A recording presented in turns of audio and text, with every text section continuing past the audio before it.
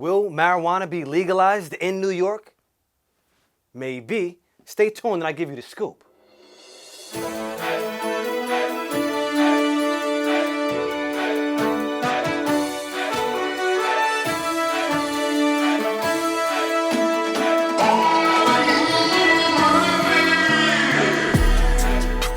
I gotta make sure I keep my motherfucking hands clean, man. This virus is getting real out of hand. And we are back with another Durag News. I am Rich Friedman, coming to you with the scoop. You know we ain't stop, won't stop, and we're back with another one. Stay tuned. According to the CDC, Center for Disease Control, there has been a total of 1,171,510 total cases of the coronavirus and 68,279 deaths in just the U.S. alone. Now, I know those numbers may sound alarming, so I crunched some numbers myself, and I found out that the actual percentage of COVID-19 cases and deaths in the U.S. will leave you shocked. In the U.S., we currently have a population of 331,002,651 people. The percentage of COVID-19 cases is 0.353927678965993, and the percentage of COVID-19 deaths in the U.S. is 0.0206279314667. So you know what I'm trying to tell you. The economy, education, entertainment, and healthcare sectors have changed due to a 0.35% of cases from coronavirus and only 0.02 death percent. More people have died from pneumonia, and that's the facts from the CDC. You can look it up right now. But it's crazy how 400,000 people die a year from unhealthy eating, and that's way more than the amount of deaths linked like the coronavirus. And that didn't fuck up the economy, people dying from eating junk food. Guess what? 30 million people are out of work for 0.02 deaths. Now, some of you might say, well, there are probably more people that have it, but they haven't been documented due to the lack of testing. And yeah, sure, I guess you're right. But still, just think about the numbers. The whole world is changing for a virus that has killed less than 1% of the population. Think about it. And why come I don't see Donald Trump, Anthony Fauci, Bill Gates wearing no damn mask on TV? Everybody's saying wear a mask, wear gloves, all this. These are the same motherfuckers talking about the severity of the virus, and they still not wearing no damn mask. Either they don't give a fuck about getting the coronavirus, or they know something we don't know. Matter of fact, yo, for anybody that can find me a photo of Bill Gates or Donald Trump wearing a mask because of COVID-19, I'll send you $100 Cash App right now. I'm dead ass. Find me a picture. I dare you. And now we check in with reporter Dick Johnson, who has the scoop on what the fuck is going on. Dick, what up? What's up, everybody? Dick Johnson, back out here again. And it's raining on me, it's pouring on me, but I gotta bring you the news. Feeling like I'm on house arrest, like some of your favorite celebrities are. But I don't have enough proof about that, so I digress. But I wanted to talk about some of the things I've been thinking about lately. Let's talk about it.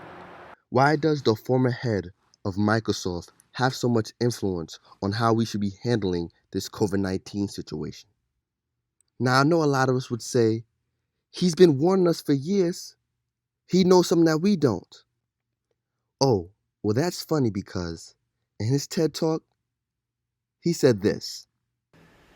We need to do simulations, germ games, not war games, so that we see where the holes are. The last time a germ game was done in the United States was back in 2001, and it didn't go so well. So far, the score is germs 1, people 0. Now, I'm definitely not here to fearmonger and rattle the cage, but we have to ask the question, with this man's track record and his trajectory, something is not adding up. You gotta ask yourself, if the President of the United States have never been seen wearing a mask, why should I? Because I know for damn sure he's been around more people than I have during this lockdown. Does he know something that I don't? And now, the argument is definitely over about the GOAT of basketball. Michael Jordan, with this latest documentary, has proven there is no better. But who cares about Air Jordan? I want clean air. And why am I just hearing about Amir Arbery? In Brunswick, Georgia, on February 23rd, from what the police report says, Retired investigator George McMichael spotted Ahmad running through the neighborhood. McMichael suspected he was burglarizing an abandoned house under construction. McMichaels claims he was trying to perform a citizen's arrest with his son. Because Ahmad did not reply to McMichaels, well, you can guess what happened.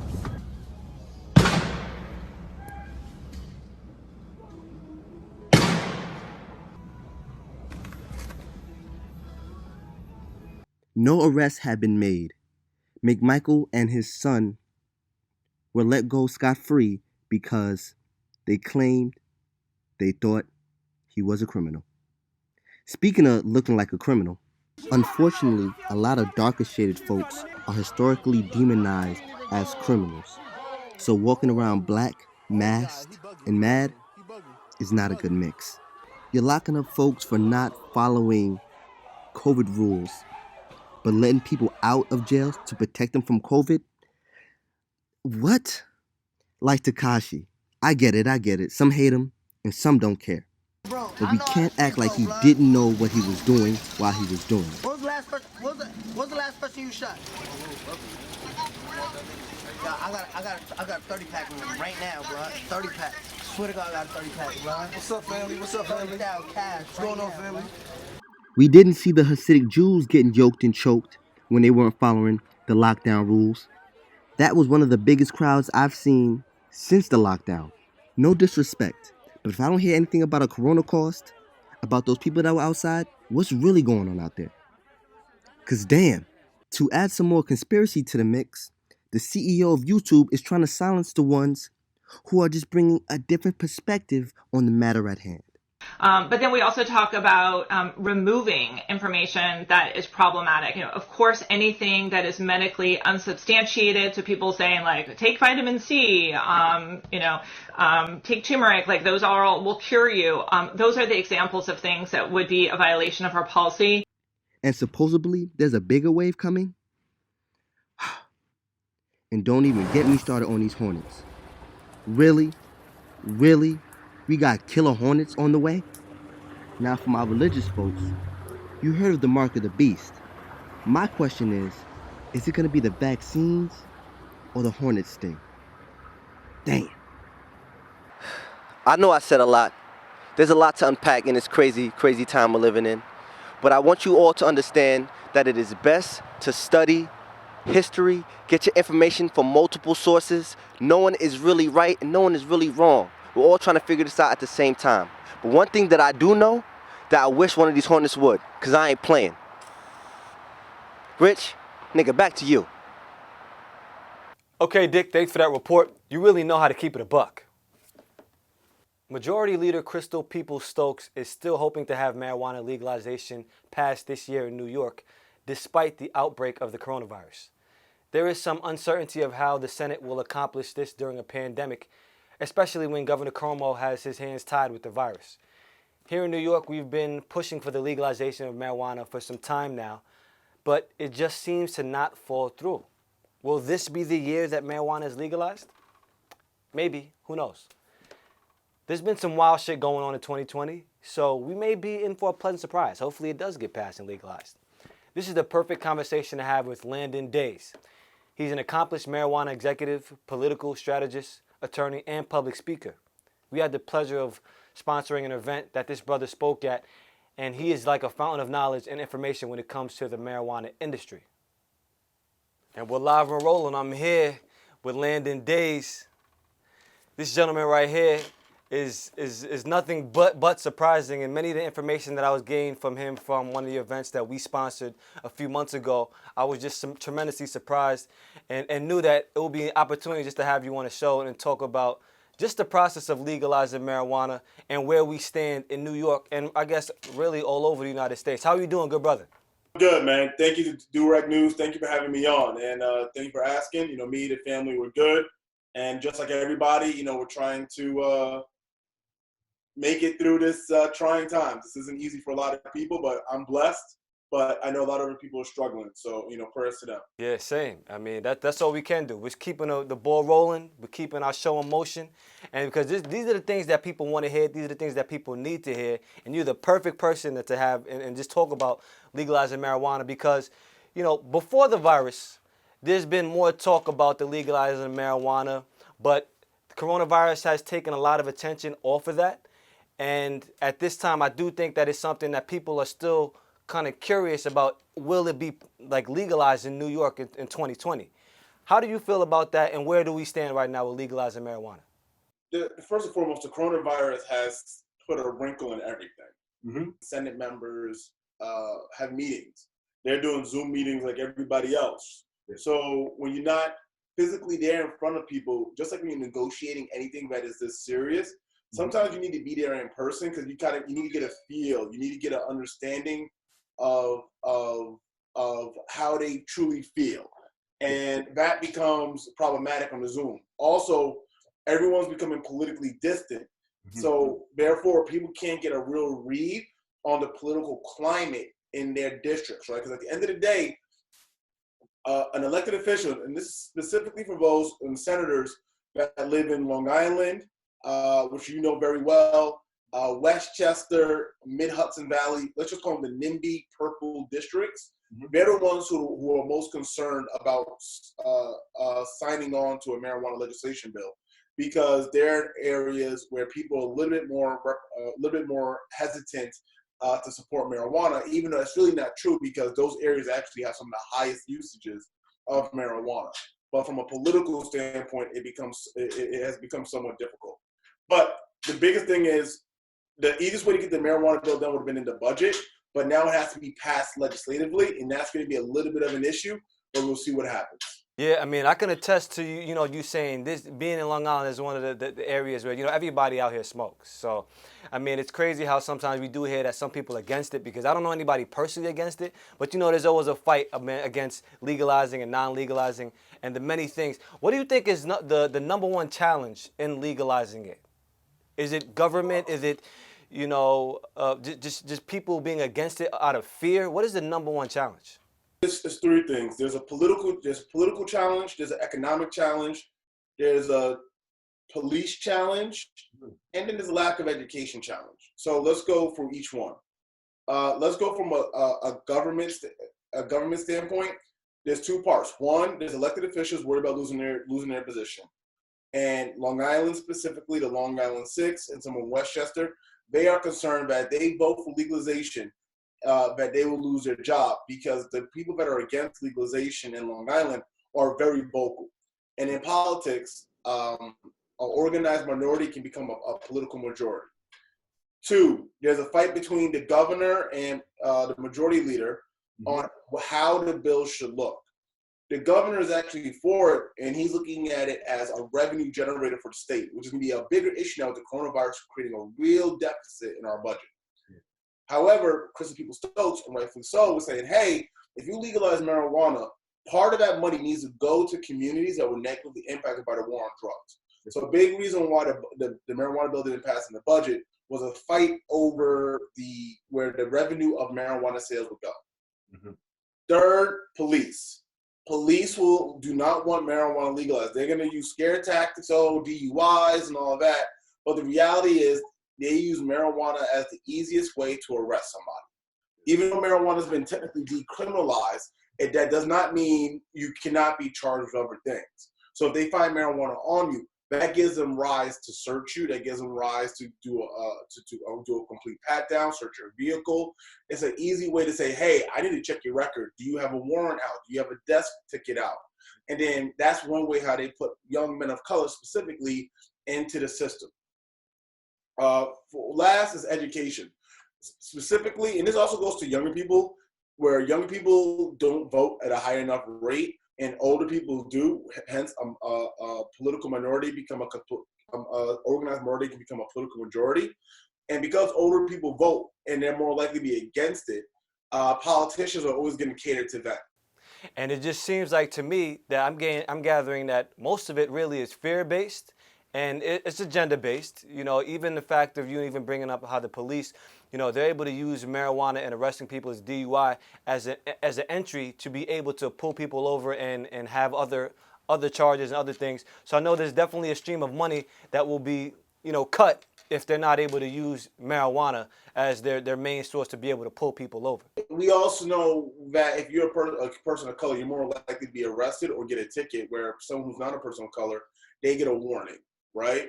So justice isn't blind, and we know that. No one, I think even Governor Cuomo is recognized as that, because to your point, I went to law school in Long Island, and I know for a fact most of my white counterparts use marijuana, probably more at a higher propensity than my black classmates. And then also another thing is marijuana is kind of legal for those in Long Island and those that are more affluent. They're not worried about being stopped and frisked. They're not worried about cops knocking down their door. They're not worried about cops even really stopping them in their car. Yeah. So for them, marijuana is de facto legal because marijuana in New York City specifically, but New York in general is the #1 consumer of marijuana in the world. So they are complete, they're being hypocrites, but it is what it is. Yeah, I mean, and I agree with you. I mean, even being out here in Long Island, obviously, the homes, we have way more space, so nobody's on top of you. Nobody can smell if you're smoking. It's like, it really is kind of legal in Long Island. I've never known anybody that I can think of that got pulled over for smoking, even smoking in their car in Long Island. You know, so. I mean, it's funny. I said that directly to the Nassau County police chief. And the look he gave me, and I was like, you can't deny it. It's like the arrest rate is 85% for marijuana. But I know for a fact that blacks and whites and Latinos smoke marijuana at the same clip, if not white smoke at a higher clip. And there's more white people in Long Island than minorities. So if they smoke at an equal clip, but 85% of the arrests are men of color or people of color, obviously this is being adjudicated in a biased manner. And I put his feet to the fire on that, and he did not like me after me putting his feet to the fire on that. You know, people don't like when you speak truth to power, and there's obviously a discrepancy there. I mean, that's obvious. What would you say? Will be is one of the benefits of legalizing marijuana? It's the current usage of marijuana laws is really the gateway into the system, right? So it's gonna help keep thousands upon thousands of young people, black, white, Latino, but mostly black and Latino, out of the judicial system at a younger age and for a longer period of time. Mm-hmm. That is the biggest benefit that one can say. Yeah. 2, it will create tens of thousands of jobs if it's done right. It can't be too constricted. It needs to be like an open market, like it is kind of in New York now. You know, have licenses and regulations, but you know, don't over-regulate, don't overtax it. But it will create tens of thousands of jobs. 4, the tax revenue will help with the budget deficit that we're facing.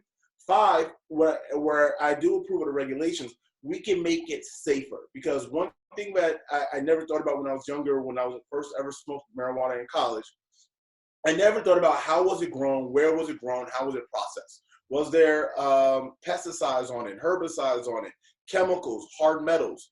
If you had a vape pen, like I don't personally vape, I only like flower personally because you know that's what we do at Plant Inspired Future. We're more organic flower based. But when we processing, is it heavy metals? When we had that vaping crisis, what they found when they found was THC, that it was made in an illegal processing plant.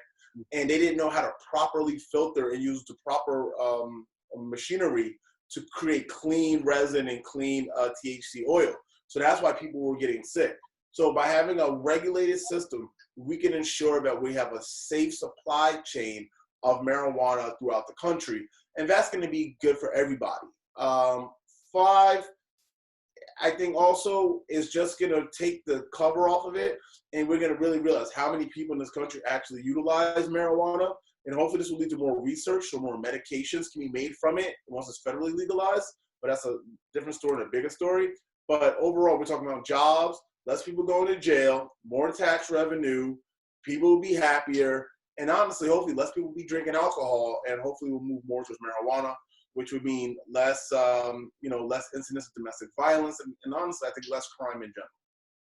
I agree. That's a good point because we are in the midst of a gold rush and we see things are changing. It's either we're going to get on board or miss the train, and it just be like a whole nother industry that we miss out on wealth distribution here for our people.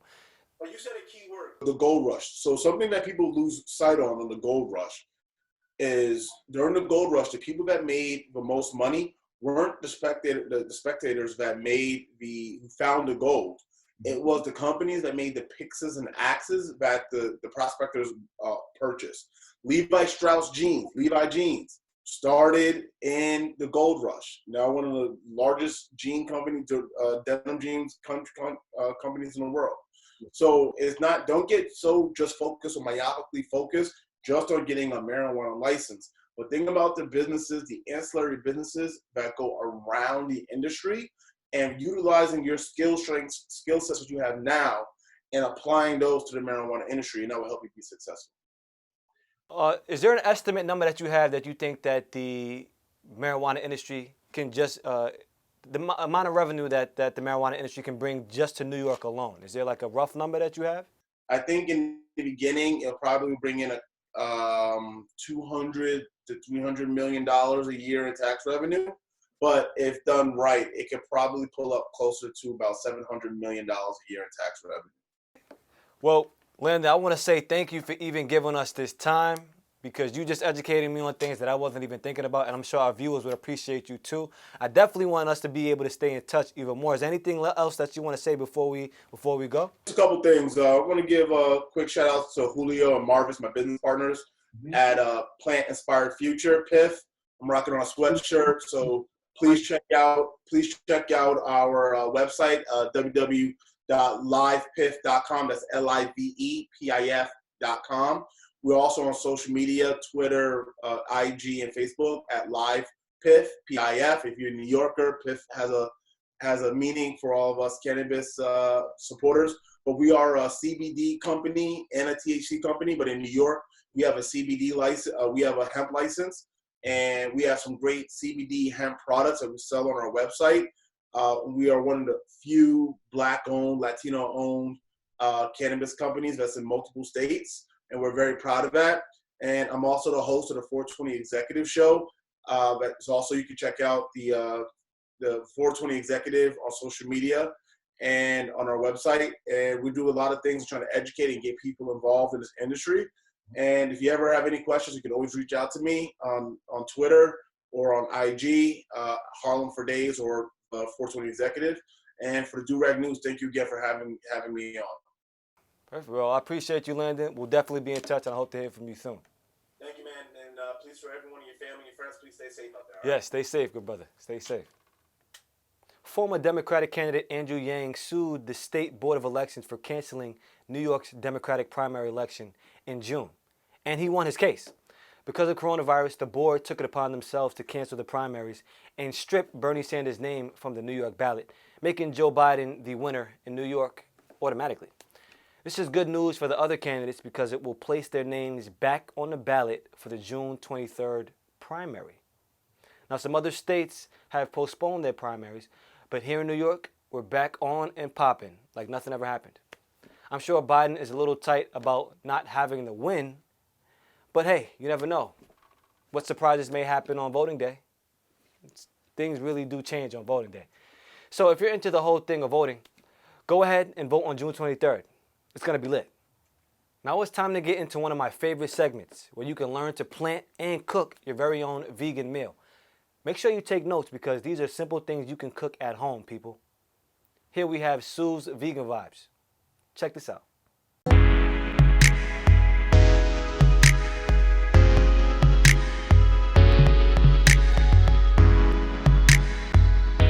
Hi guys, we're back with another video. Just a little update about our basil that we've regrown from kitchen scraps. It's doing beautiful.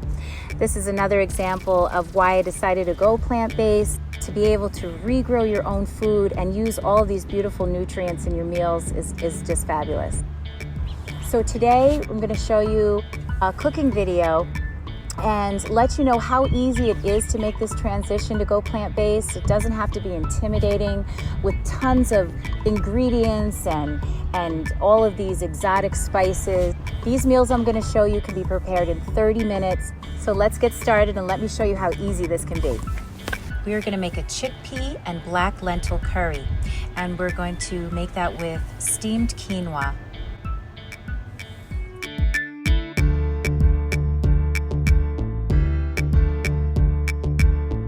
Quinoa is high in protein, it's a packed super grain, and naturally gluten-free.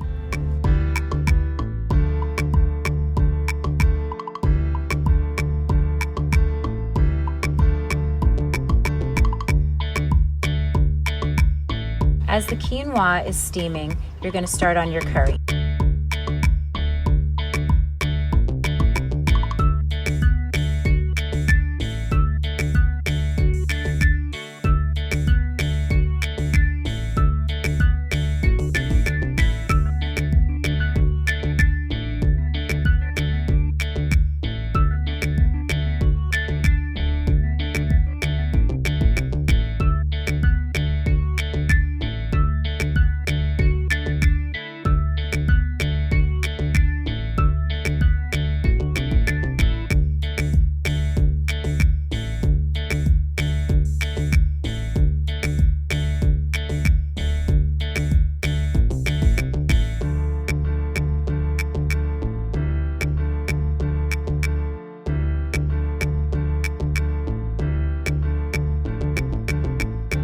Along with our curry, we're using ginger and turmeric.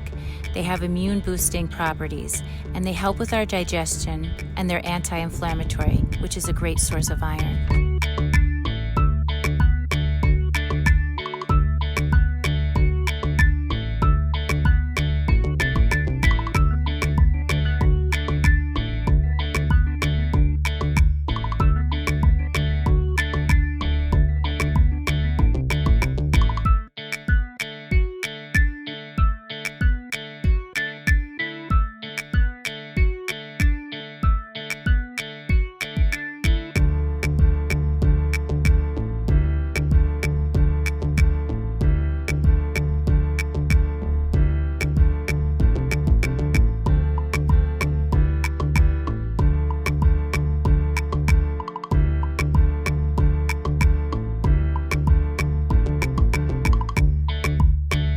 One cup of chickpeas has 11 grams of protein. A half of cup of lentils is 12 grams.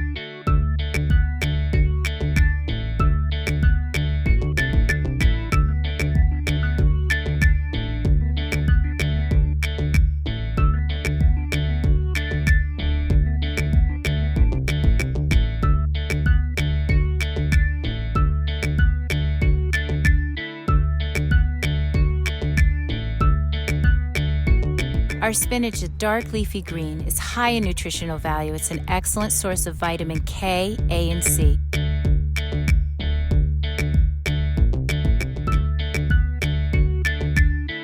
I enjoyed sharing this with you. Every bite we take can either be fighting disease or feeding it.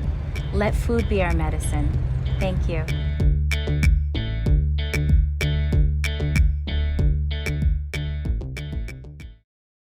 Thank you, Sue. I've been following your lead and making sure I have my garden popping. This is the perfect time to do it because we're on quarantine. Matter of fact, you know what? I want to make this cool. We're going to make having a garden cool. Instead of flexing with jewelry and clothing and all that materialistic shit, we're going to start flexing our garden. Let's make that a thing. Like, yo, I see your kale, boy. Your kale is looking popping. Your tomatoes is looking real plump. Let's make that a thing. You talking about people's jewelry, whatever, man. What's your kale looking like? I'm sure most of you know what a do-rag is. It's what I'm wearing right now, obviously. But do you know the history of the do-rag? Probably not. Here at Do-Rag News, we wanted to take the time to give a history lesson on the origins of the do-rag. It's only right to keep y'all informed. In the last decade, do-rags have become extremely popular because of celebrities and athletes wearing a do-rag as a fashion statement. But the origin dates back to the 19th century, when slaves used do-rags to cover their hair and hold their hair back. Years later, there was a resurgence of the do-rag during the Harlem Renaissance, and more cats started rocking the do-rag for style and, most importantly, to make sure they have their waves on swim. Yes, under that silky fabric crown we call a do-rag, dudes are working on their waves and making sure that their hair is immaculate. Gotta look good. If you don't got the wave, you're not in. Back in the day, there used to be a negative connotation when wearing a do-rag. People would think you were in a gang or a criminal or some shit like that. But I'm so glad we are past that stereotypical bullshit. And now, even white people want to be down, and you see them wearing do-rags. Some people credit William Dowdy as the creator of the do-rag, and some say Sammy Davis Jr. Either way, this iconic article of fashion and hair protection is a must in a black household. Damn near everyone has a do-rag if you're black. There's no specific way to spell do-rag. It can be spelled with an O or a U. Doesn't really matter. As long as you wear it the right way. It's all love. Ain't no discrimination. You see white people, black people wearing their do-rags in peace. Just make sure you keep that do-rag energy strong. Gotta be right. Now close. And that's a wrap. Thank you for tuning in to Do-Rag News, where we keep it real, raw, and funny. DRN is for the people, by the people. Like, share, and subscribe to our channel, because the more you support us, the more that we can support you, and the bigger that we can build our network with the more information that we can give you. So you know what the fuck is going on. Feel me? And before you go, remember, keep that do-rag energy strong, y'all.